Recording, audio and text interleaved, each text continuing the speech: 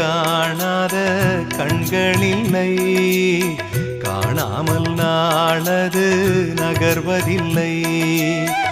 கண்ணன் என்றாலும் கள்வன் என்றாலும் கருணை புரிவான் ஸ்ரீ கிருஷ்ண பகவான்.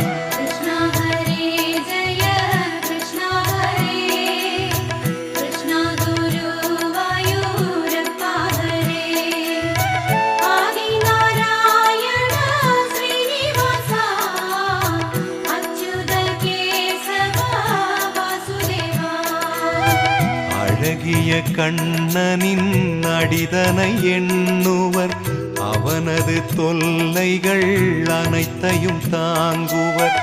வெண்ணையை திருடிய கண்ணனின் லீலையை கண்டு ரசிப்பதே